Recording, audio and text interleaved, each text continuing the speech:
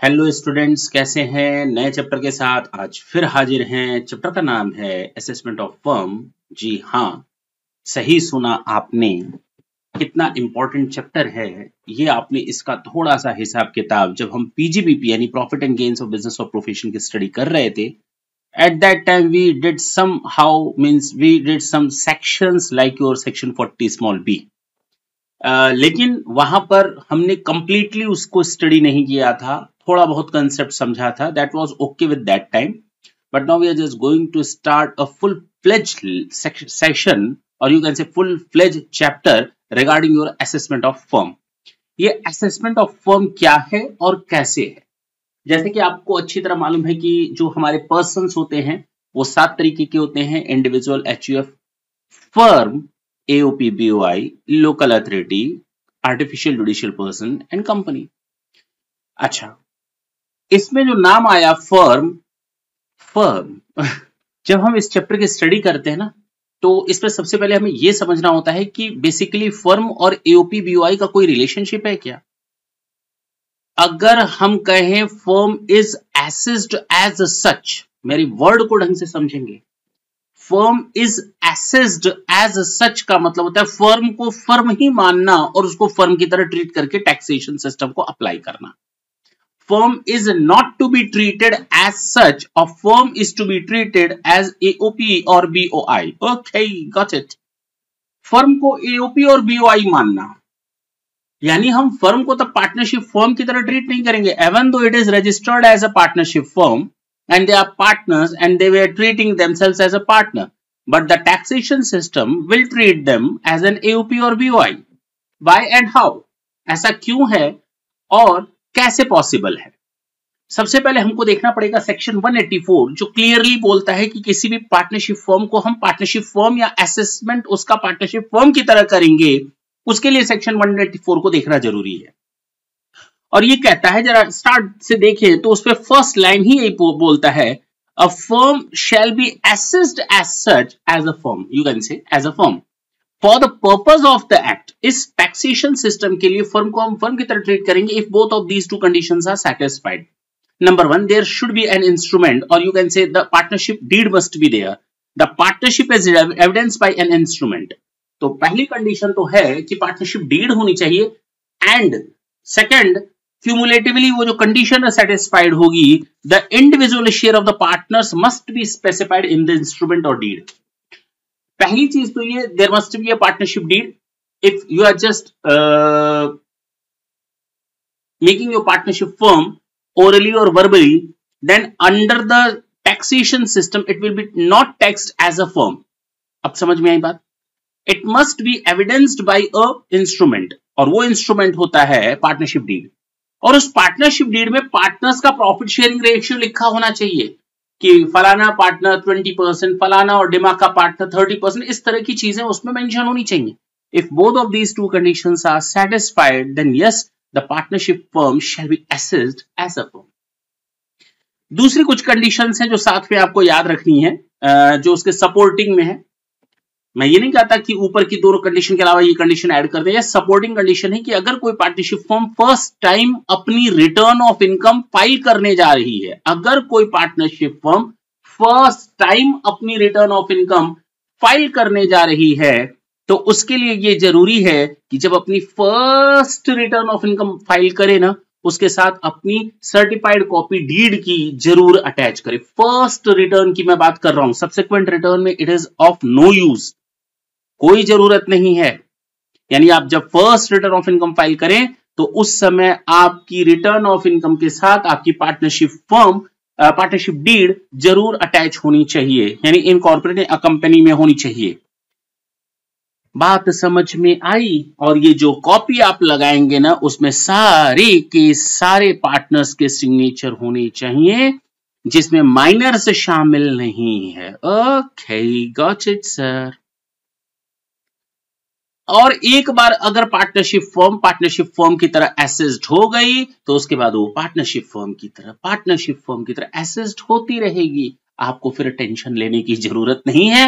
Tension तो तब लेनी पड़ेगी जब उस पार्टनरशिप फर्म में कोई चेंजेस हो जाएं, जिसको हम लोग नाम देते हैं changes in constitution. if there are any changes in the constitution of the firm, yes, again the firm is needed to accompany the deed of partnership, revised deed of partnership along with the return of income. अपने return of income के साथ उसको अपनी revised partnership deed को अकंपनी यानी along annexure की तरह attach करना पड़ेगा.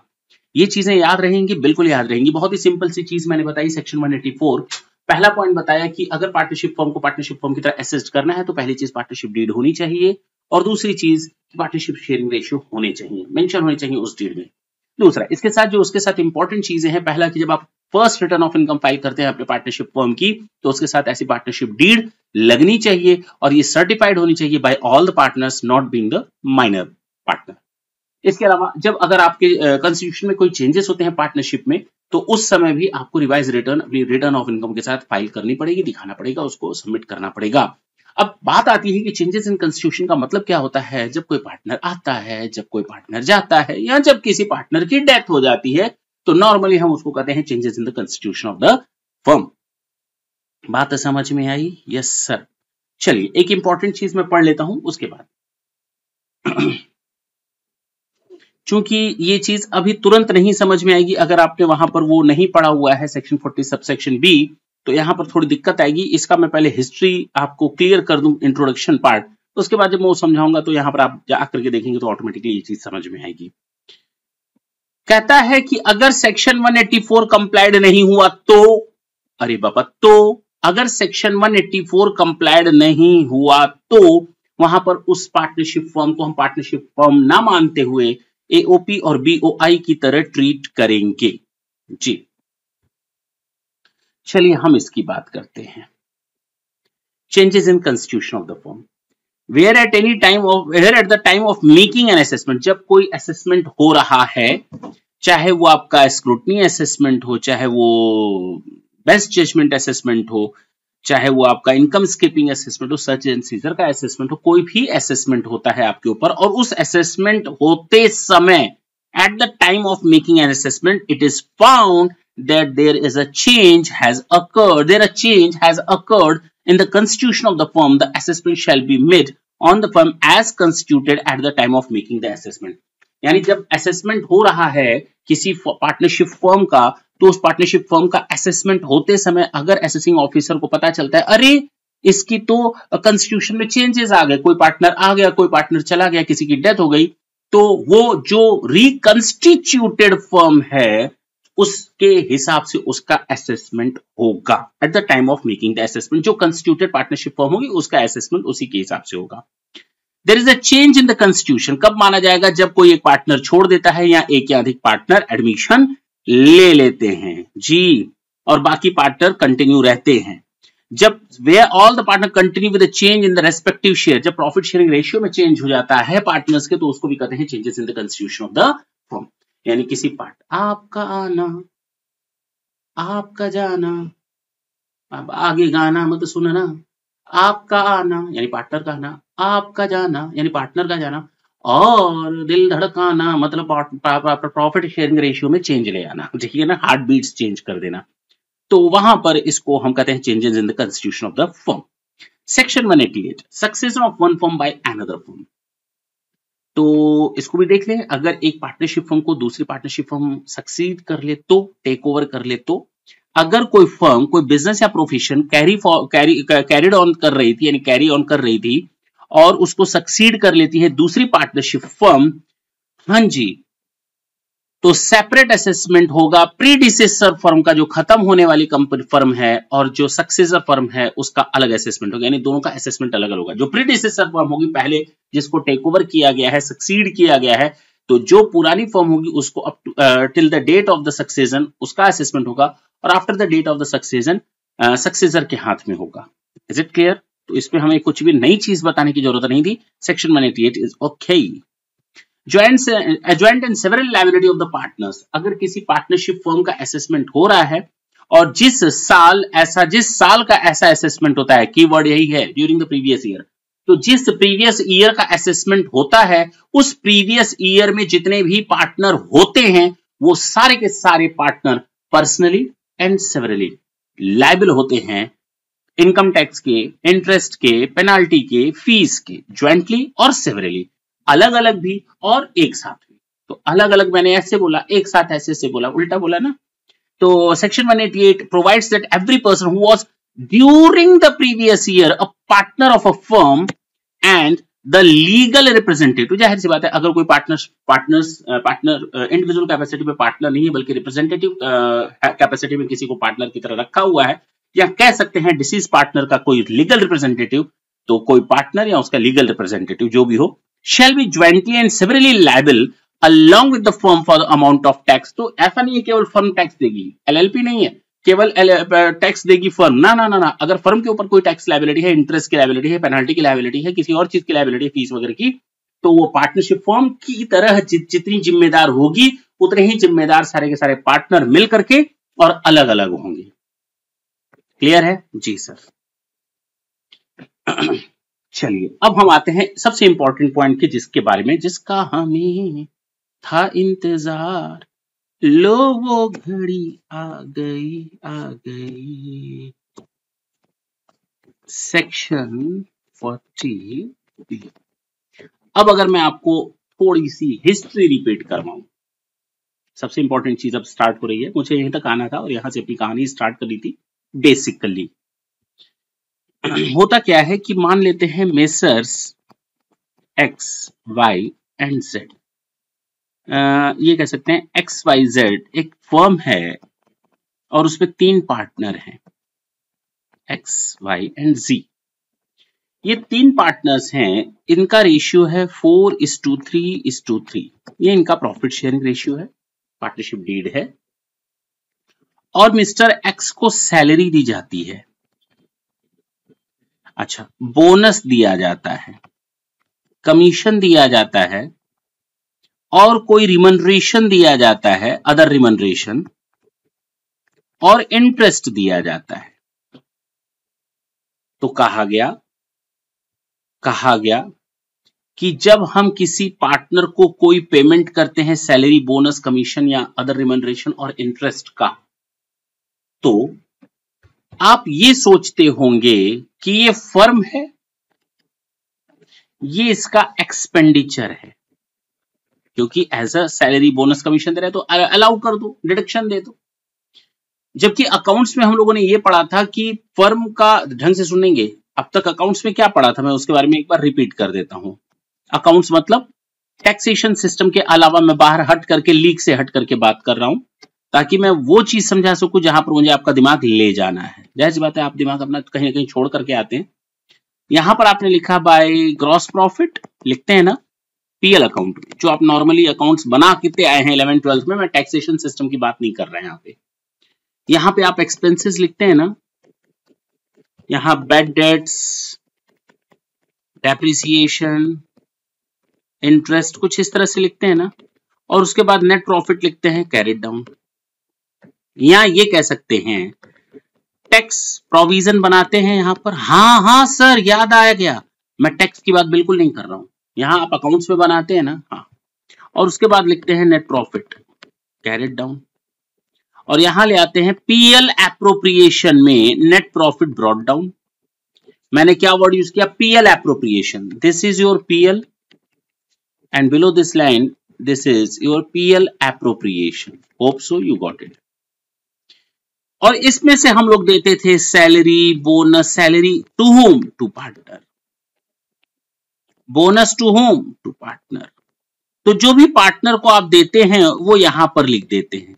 मैं एम्प्लॉयज की बात नहीं कर रहा, एम्प्लॉयज को दिए जाने वाला अमाउंट यहां पर आता है, ऊपर ये आता है सैलरी, लेकिन पार्टनर्स को दिया जाने वाला अमाउंट पीएल एप्रोप्रिएशन के थ्रू जाता है, और बाकी जो बचता है profit transfer to balance sheet.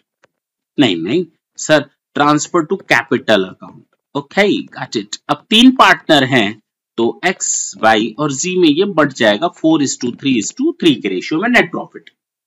तो अब आपके सवाल में आपको तो लगता है, क्या ख्याल आता है आपके दिमाग में, आपको लगता है जो पार्टनरशिप फर्म सैलरी दे रही है ये तो सर टैक्स के बाद दे रही है, इसका मतलब आपके साथ एक चीज तो हुई कि बिना इसको लेस किए हुए, मेरी बात ढंग से समझे, बिना इन चीजों को तीनों को लेस किए हुए हमने पहले टैक्स दे दिया, ओके, यानी टैक्स दे दिया, उसके बाद जो प्रॉफिट बचा वो पार्टनर्स में बांटा। आज तक आप ये करते आए थे।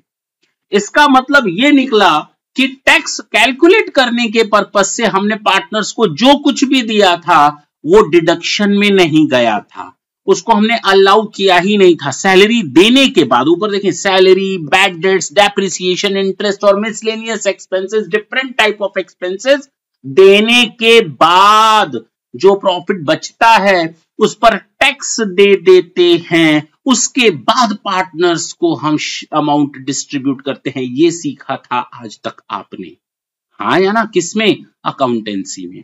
लेकिन टैक्सेशन कहता है कि हम ना थोड़ा सा उल्टा करेंगे, ये चीजें तो यहां लिखेंगे, उसके अलावा हम यहां लिखेंगे to salary to partners, bonus to partners, नीचे नहीं लिखेंगे commission to partners, interest to partner, और उसके बाद टैक्स प्रोविजन लिखेंगे, और उसके बाद नेट प्रॉफिट कैरिड डाउन लिखेंगे। अब मेरी बात समझ में आई? पीएल एप्रोप्रिएशन में मैंने कहा ये टैक्स में, लेकिन चूंकि टैक्स में अकाउंट्स नहीं बनाना होता है, मेरी बात ढंग से सुने और कान खोल करके सुने, और ये बात मैंने पीजीबीपी में आपके सामने 50 बार रखी थी।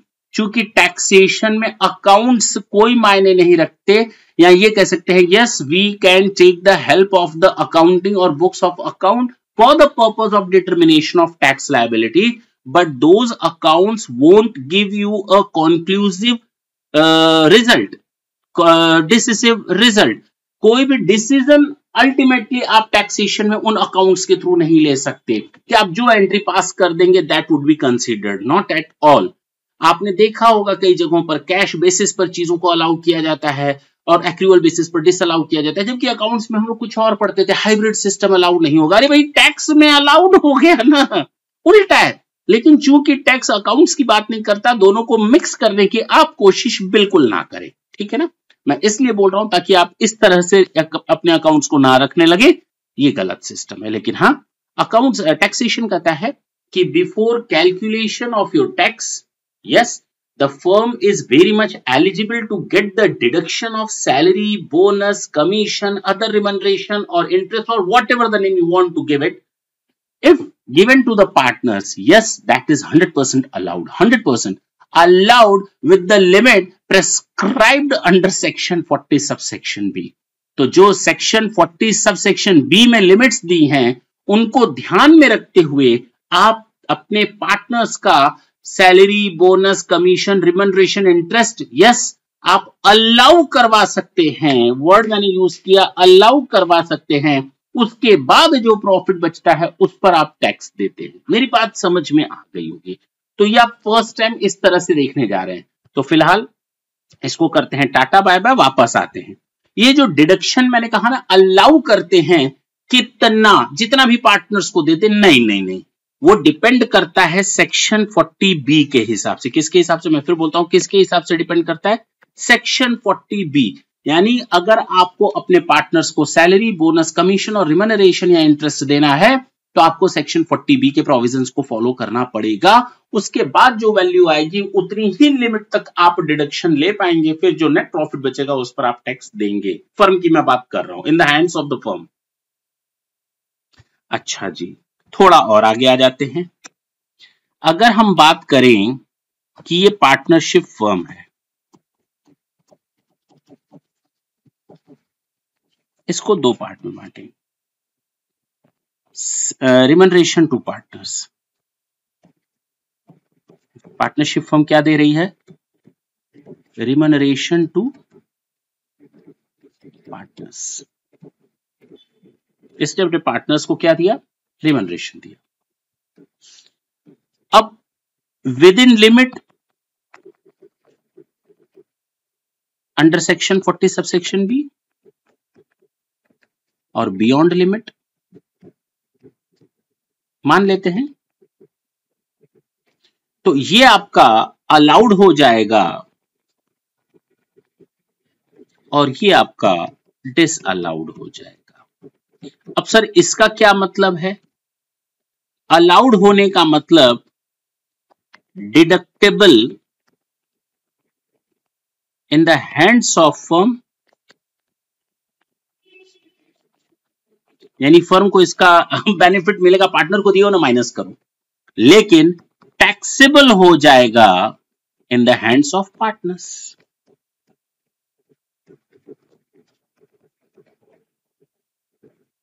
पक्की बात? इसको दो पार्ट में बांटो। इसका मतलब हुआ not deductible in the hands of the firm,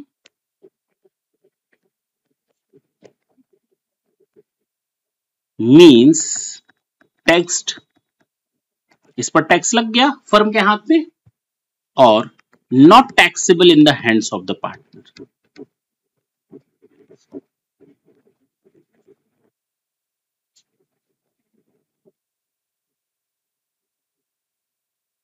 क्यों भाई? क्योंकि एक इनकम पर एक ही बार टैक्स लगेगा। पार्टनर और पार्टनरशिप फर्म अलग अलग नहीं होते, एक ही होते, लेकिन टैक्सेशन के पॉइंट ऑफ सिस्टम में थोड़ा सा इस पे डिफरेंशिएट किया गया है टैक्स लगाने के पर्पस से। अदरवाइज पार्टनर्स और पार्टनरशिप फर्म एक ही एंटिटी होते हैं, एक ही होते हैं, सेपरेट एंटिटी नहीं माने जाते नॉर्मली। तो इसके लिए ये बनाया गया कि जब हमने अलाउ कर दिया फर्म को, तो उसने माइनस कर लिया अपने प्रॉफिट को, उसको तो उस पर टैक्स देना नहीं पड़ा, तो अब टैक्स कौन देगा? पार्टनर। फर्म ने टैक्स नहीं दिया। यहां पर चूंकि डिसअलाउ हो गया है तो फर्म ने टैक्स दे दिया, पार्टनर्स को टैक्स देने की जरूरत नहीं पड़ेगी, एक जगह टैक्स लगेगा, एक जगह नहीं लगेगा। बस ये समझिए। हम रिमनरेशन की बात कर रहे हैं। हम किसकी बात कर रहे हैं? रिमनरेशन की बात कर रहे हैं। अब रिमनरेशन का मतलब क्या होता है? पहले तो आपके दिमाग पे ये आता है कि रिमनरेशन मींस व्हाट। रिमनरेशन को हम दो पार्ट में तोड़ करके चलेंगे।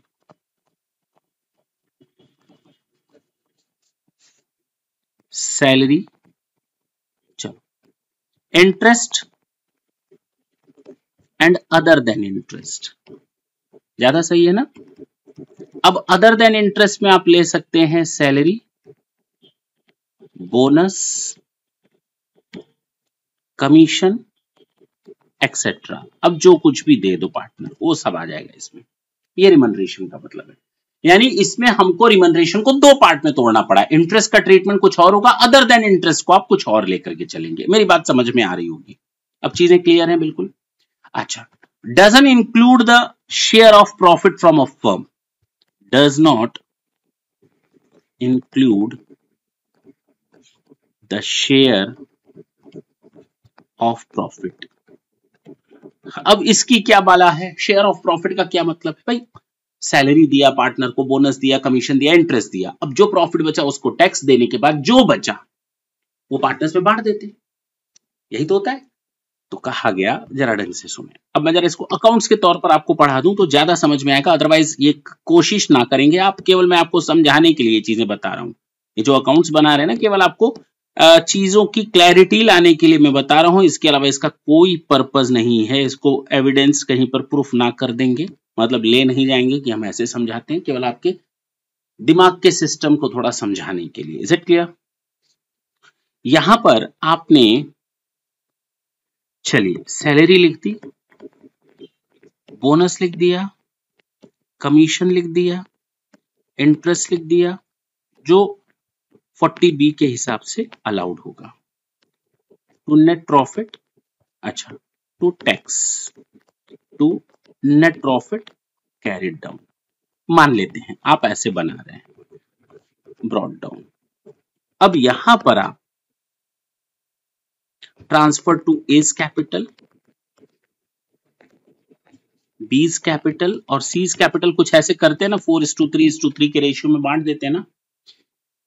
ये जो फिगर है इस पर ऑलरेडी टैक्स दिया जा चुका है। देखो ये तीनों कहां से आया? यहां से आया, और ये कहां से आया? ये यहां से आया, और ये जो आया है, ये जो आया है अल्टीमेटली ये टैक्स देने के बाद आया है। अब मेरी बात समझ गया? जब टैक्स देने के बाद आया, मैंने कहा एक के हाथ में टैक्स लगेगा, एक के हाथ में नहीं, और दोनों एक ही हैं। अगर फर्म ने इस फिगर पर टैक्स दे दिया है तो इस पर दोबारा पार्टनर्स के हाथ में टैक्स नहीं लगेगा।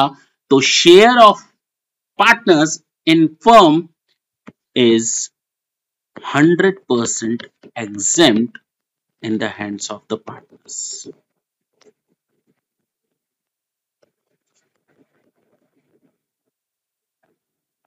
बात समझ में आई? 100% exempt in the hands of the partners, ये चीज याद रखिए। लेकिन फर्म ने वो टैक्स दे दिया है, कहां दिया है ये दिख रहा होगा। अब क्लियर है? चूंकि एक जगह टैक्स लग गया तो अब दूसरी जगह उसको माफ करना ही पड़ेगा, वो मजबूरी है। तो अब क्लैरिटी आई कि मैंने किस चीज की बात की और किस चीज की बात नहीं की। बिल्कुल सिंपल था। अब वापस बात करते हैं। ढंग से सुनेंगे। अब इंपॉर्टेंट चीज आ रही है, ये मैं हटाने जा रहा हूं, इसका कोई यूज नहीं है ना।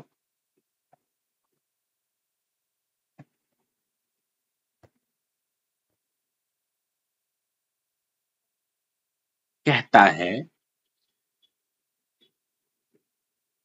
कि जो इंटरेस्ट है और रिमनरेशन है, देखो दो पार्ट में बांट दिया रिमनरेशन को, interest other than interest paid to partners by a firm are deductible if the following conditions are satisfied।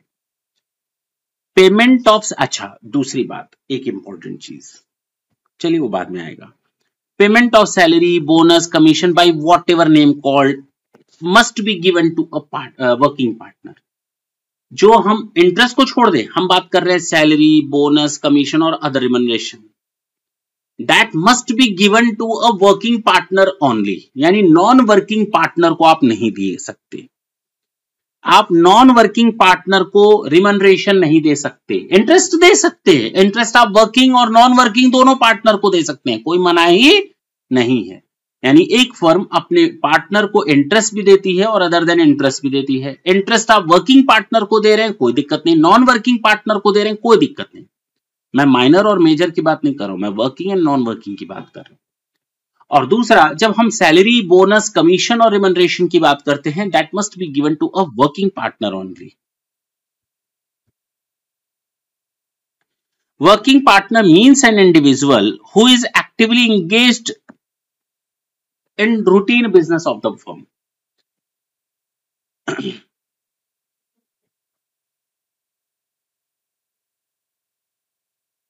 अगर हम पार्टनरशिप फर्म की बात करें तो ये रिमनरेशन केवल और केवल वर्किंग पार्टनर को दे सकती है, इंटरेस्ट केवल वर्किंग और नॉन वर्किंग दोनों पार्टनर को दिया जा सकता है।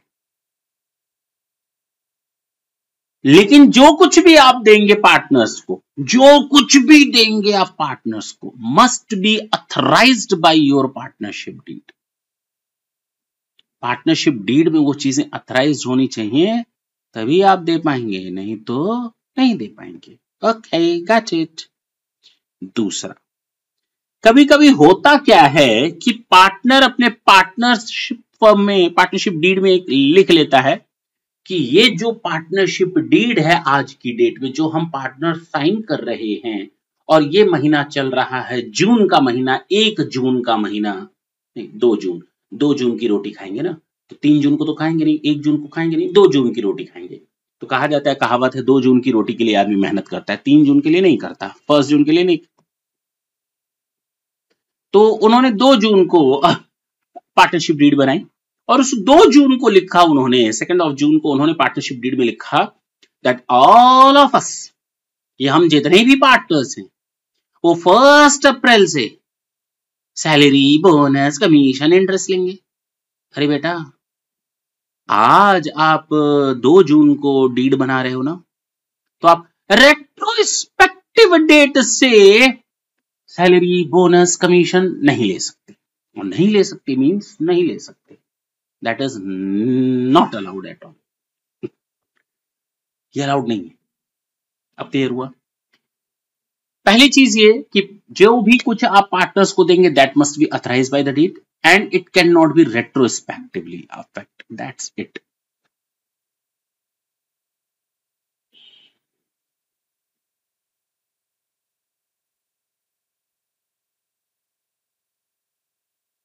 चलिए थोड़ी सी कुछ कंडीशंस हैं, उनको हम लोग देख लेते हैं। मुझे नहीं लगता इसमें दिक्कत होगी। जब हम रिमनरेशन की बात करते हैं तो वर्किंग पार्टनर को, जब इंटरेस्ट की बात करते हैं तो वर्किंग एंड नॉन वर्किंग दोनों पार्टनर को, इंडिविजुअल को दिया जा सकता है, ठीक है, किसी भी पार्टनर को दिया जाता है। जब रिमनरेशन हम देते हैं तो किसी इंडिविजुअल को ही देते हैं, जबकि नॉन इंडिविजुअल यानी कि किसी भी पार्टनर को देने का मतलब अलग हो गया, क्योंकि एक एचयूएफ भी एक पार्टनरशिप फॉर्म में पार्टनर हो सकता है, याद आया होगा। तो यहां पर केवल इंडिविजुअल जो पार्टनर होंगे उन्हीं को हम वर्किंग पार्टनर को ही हम रिमनरेशन अलाउ करेंगे। इंटरेस्ट हम किसी को कर सकते हैं, इंटरेस्ट हम वर्किंग नॉन वर्किंग दोनों को कर सकते हैं, रिमनरेशन केवल वर्किंग को करेंगे और केवल इंडिविजुअल को करेंगे। पार्टनरशिप डीड से अथराइज होना चाहिए, चाहे वो इंटरेस्ट का केस हो चाहे वो रिमनरेशन का केस हो। इधर स्पेसिफाई द अमाउंट ऑफ रिमनरेशन, तो पार्टनरशिप डीड कहेगी कि या तो हम ये रिमनरेशन इस तरह से कैलकुलेट करेंगे या इतना अमाउंट रिमनरेशन का देंगे। मेरी बात समझ में आई? तो क्वांटिफाई जरूर होना चाहिए इन द पार्टनरशिप डीड। यहां तो पार्टनरशिप फर्म अमाउंट को बता दे किस पार्टनर को कितना रिमनरेशन जाना है, या वो तरीका बता दे कि किस तरह से रिमनरेशन कैलकुलेट किया जाना है। जबकि इंटरेस्ट के बारे में कर रहा है कि रेट ऑफ इंटरेस्ट जरूर पता होना चाहिए।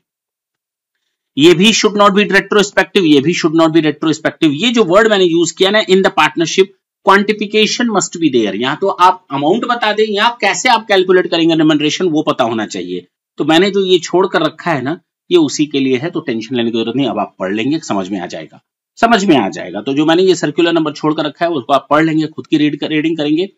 इसमें यही है कि तरीका पता होना चाहिए। पार्टनरशिप फर्म पार्टनरशिप डीड में या तो अमाउंट बताए कि mister A shell gate ₹50,000 per month as a रिमनरेशन, या तो ये बताए कि इस तरह से टैक्स प्रोविजन को फॉलो करते हुए जो रिमनरेशन कैलकुलेट होकर के आएगा उस तरह से हम लोग रिमनरेशन देंगे, मतलब क्वांटिफिकेशन हो सके रिमनरेशन का। तो ये आपका यहां सर्कुलर से पता चल जाएगा। चलिए, अगर कोई partnership firm,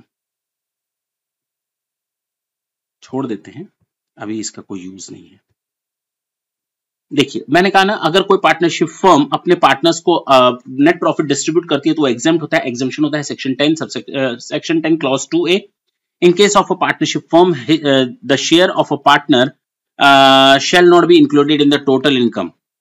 The share of a partner shall be computed as under। ठीक है, कोई दिक्कत नहीं, वो तो आप लोग बच्चा भी कैलकुलेट कर लेता है। जितना प्रॉफिट बचा ना उसका 4:3:3 का रेशियो, 2:6:2 का रेशियो, ऐसे ही 1:1 का रेशियो आपको मालूम है, कई बार किया, तो इसको मुझे नहीं बताना।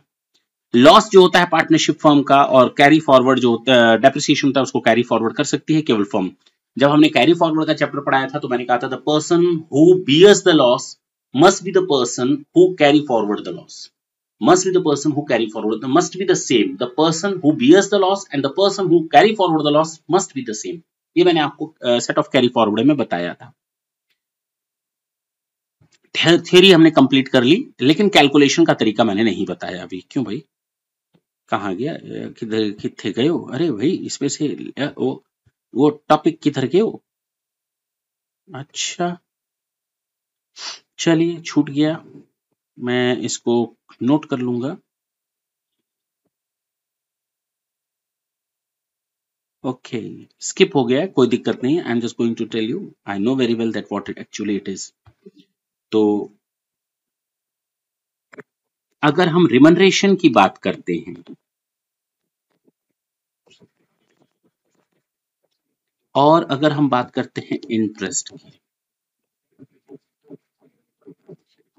तो मैक्सिमम रेट ऑफ इंटरेस्ट हो सकता है, क्योंकि ये रेट पर ही होता है, 12%। और ये सिंपल इंटरेस्ट होता है, कंपाउंड इंटरेस्ट की बात नहीं कर रहे, सिंपल इंटरेस्ट होता है 12%। यानी एक पार्टनरशिप फर्म अपने पार्टनर्स को 12% पर एनम के हिसाब से, सिंपल इंटरेस्ट के हिसाब से इंटरेस्ट दे सकती है उसकी कैपिटल पर, बस बात खत्म। कंपाउंड इंटरेस्ट वगैरह कुछ नहीं, केवल सिंपल इंटरेस्ट के हिसाब से कैलकुलेशन किया जाएगा। तो आधी चीज तो ही खत्म हो गई, हो गया। इंटरेस्ट के बारे में समझ में आया? नहीं कुछ बताना मुझे इसमें, हो गया। जो मुझे डिस्कस करना है दैट इज योर रिमनरेशन, और रिमनरेशन होगा maximum limit under section 40B और एक्चुअल रिमनरेशन।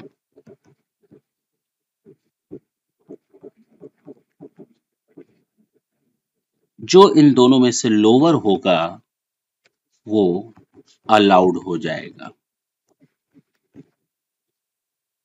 अच्छा, अलाउड होगा in the hands of firm,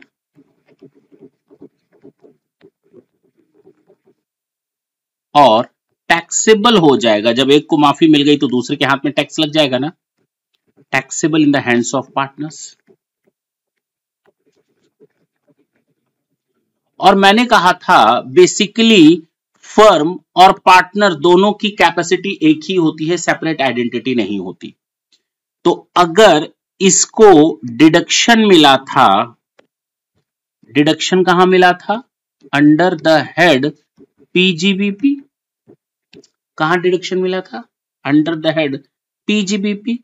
तो ये पार्टनर्स के हाथ में टैक्सेबल होगा under the head PGBP. Okay, यानी जो सैलरी वहां डिडक्शन नहीं मिली, अगर किसी डिडक्शन मिल गई, अगर किसी पार्टनरशिप फर्म ने अपने पार्टनर को सैलरी दी है, तो जानते हैं पार्टनर के हाथ में वो सैलरी हेड में नहीं जाएगी, पीजीबीपी में जाएगी। अगर किसी पार्टनरशिप फर्म ने अपने पार्टनर्स को इंटरेस्ट दिया है, बोनस दिया है, कमीशन दिया है, तो वो अदर सोर्सेज वगैरह में नहीं जाएगा, वो सीधे सीधे पीजीबीपी हेड में ही टैक्सेबल होगा in the hands of the partner, क्योंकि दोनों की आइडेंटिटी सेपरेट नहीं होती, एक ही होती है। मैं बार बार बता रहा हूं। ये कहां लिखा हुआ है? अगर आपको याद हो तो अंडर सेक्शन 28 हम लोगों ने ये पढ़ा हुआ है। तो आपके काफी सारे कंफ्यूजन्स मैंने दूर कर दिए, क्योंकि ये अलाउड होगा deduction under that PGBP under section 40 subsection B के हिसाब से। दोनों चीजें क्लियर हुई? क्या है, कैसे कोरिलेशन है सबका? आगे बढ़ सकते हैं। तो जब हम बात करेंगे ना इसकी, ये लिमिट, मैक्सिमम लिमिट, हम इसकी बात करने जा रहे हैं।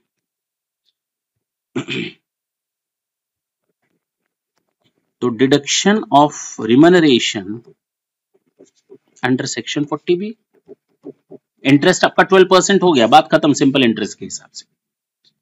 तो बेसिकली जो ये डिडक्शन होता है रिमनरेशन का, वो बेस्ड ऑन होता है deduction based on book profit. Sir अब ये क्या बला है? चलिए,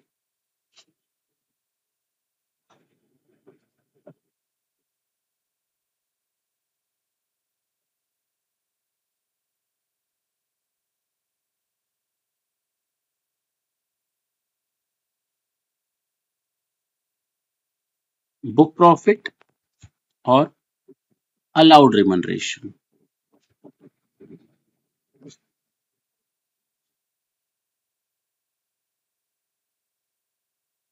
फर्स्ट ₹3 लाख। मुझे मालूम है काफी चीजें आपके दिमाग में चल रही होंगी, लेट इट बी।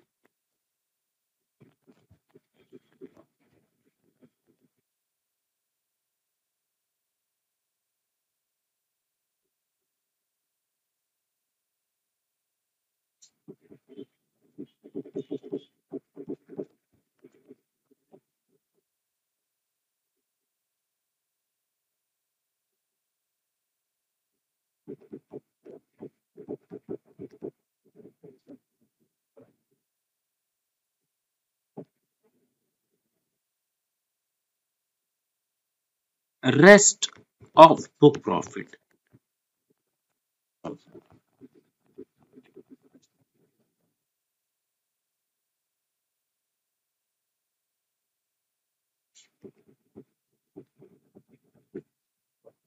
नोट कर ले, मैं इसको समझाने जा रहा हूं।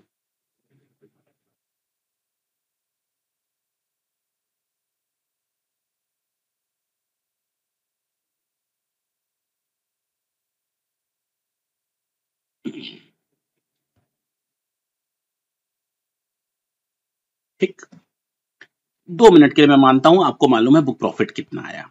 मैं मान लेता हूं क्वेश्चन एग्जांपल नंबर 1,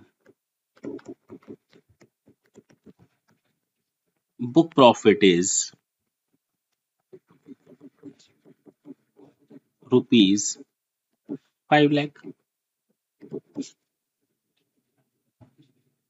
तो होगा क्या कि इसको आप दो पार्ट में तोड़ेंगे, ₹3 लाख प्लस ₹2 लाख। रेस्ट कितना बचा? 2 लाख। 3 लाख को अलग कर लो, 2 लाख को अलग कर लो, तो 3 लाख का 90% ले लेंगे, 2,70,000 या 1,50,000, जो दोनों में से अधिक हो, तो आप कहेंगे 2,70,000।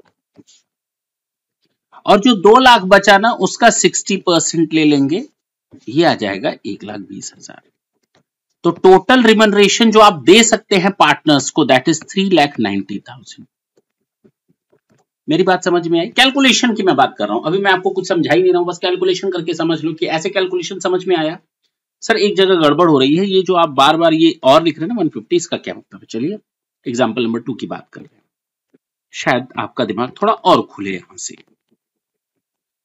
मैंने कहा book profit is ₹1,80,000,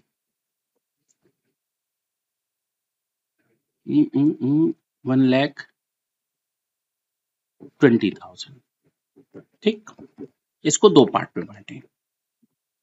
first ₹3 lakh, अरे है ही नहीं सर, केवल 1,20,000 है या प्लस 0 है, तो 1,20,000 का 90% ऑफ 1,20,000,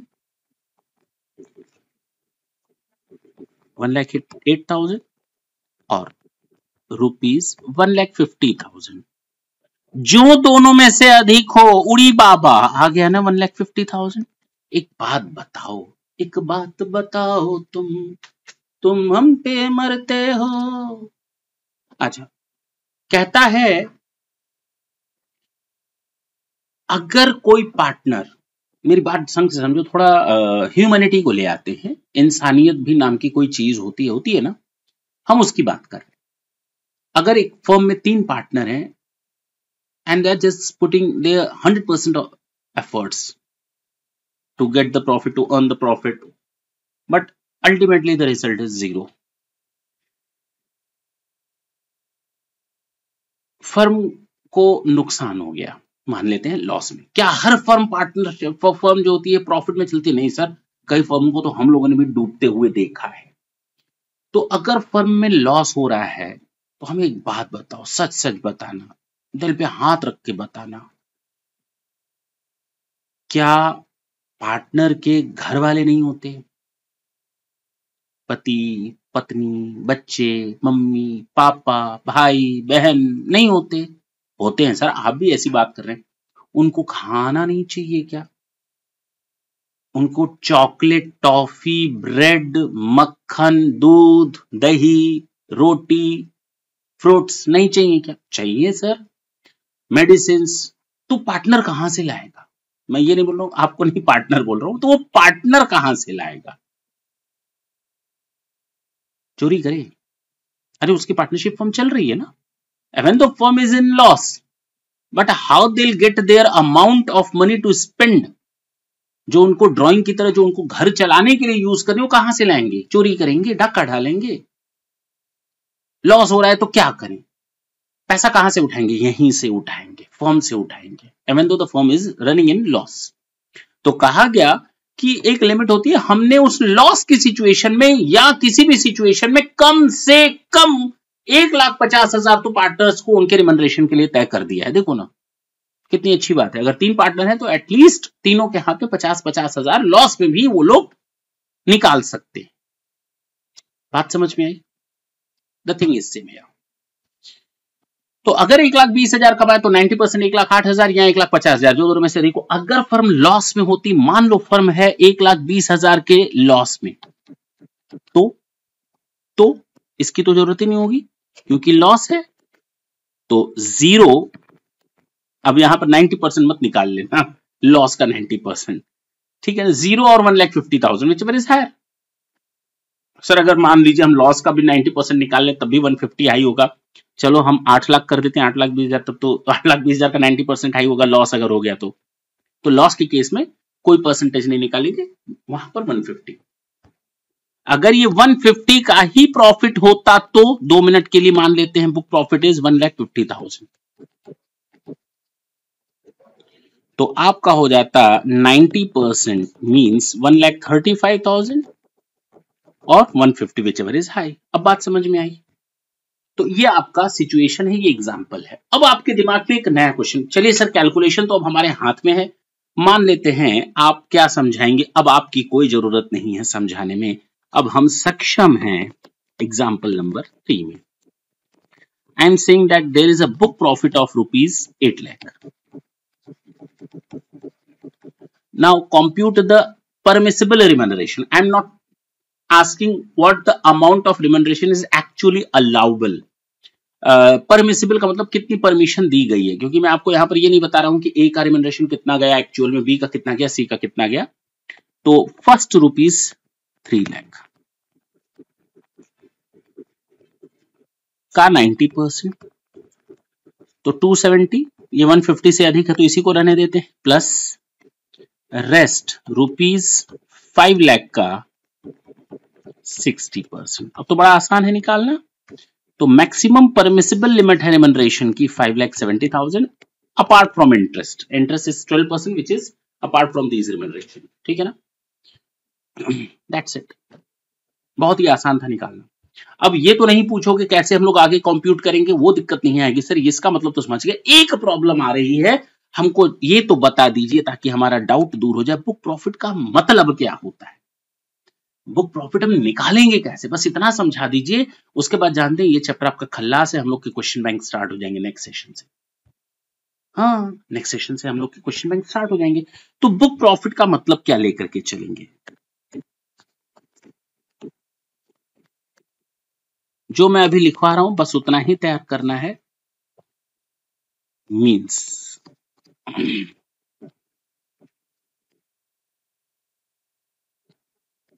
जितना मैं बोल रहा हूं बस उतना ही रखेंगे दिमाग में, not more than that, not less than that. Book profit का रहा है profit as calculated according to PGBP head,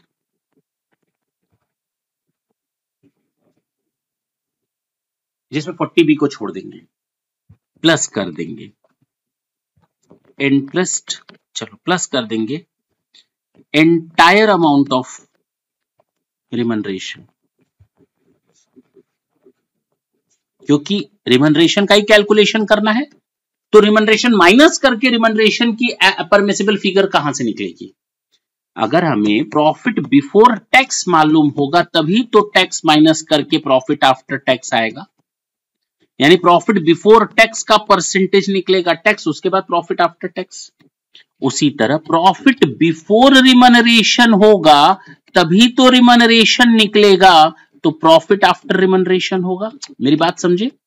तो अगर हमारा निकला हुआ है प्रॉफिट आफ्टर रिमनरेशन, ये वाला ऊपर वाला, तो हमें प्रॉफिट हमें रिमनरेशन को ऐड बैक करना पड़ेगा ताकि हम प्रॉफिट बिफोर रिमनरेशन तक पहुंच सकें। मेरी बात समझ में आई।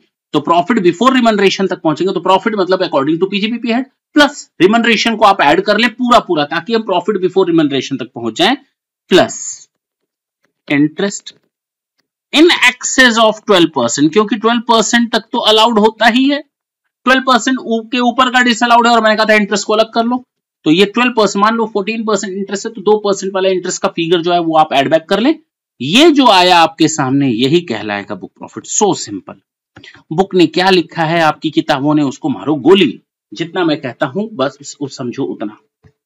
नेक्स्ट सेशन में हम लोग क्वेश्चन सॉल्व करेंगे। आपको बुक प्रॉफिट मैंने बता दिया। Profit, book profit means the profit as calculated according to the provisions of the income tax, as well as we are needed to add back all the remuneration plus interest in excess of 12%. That's it. We have to do nothing more than this. That's it. Next session में जब आएंगे तो हम आपसे उम्मीद करके बैठेंगे कि आपने ये सारे पॉइंट्स जितने भी मैंने आज आपको बताए हैं वो करके बैठे हैं ताकि हम न्यूमेरिकल स्टार्ट कर पाए। ये आप पढ़ लेंगे चार्ट, मैंने ये आपको बता दिया है, कुछ भी नहीं बचा है इसमें, ठीक है ना। ये जो चार्ट है इसकी बात मैं कर रहा हूं। ठीक, तो नेक्स्ट सेशन में मिले, तब तक के लिए tata and bye bye. Thank you, thanks a lot.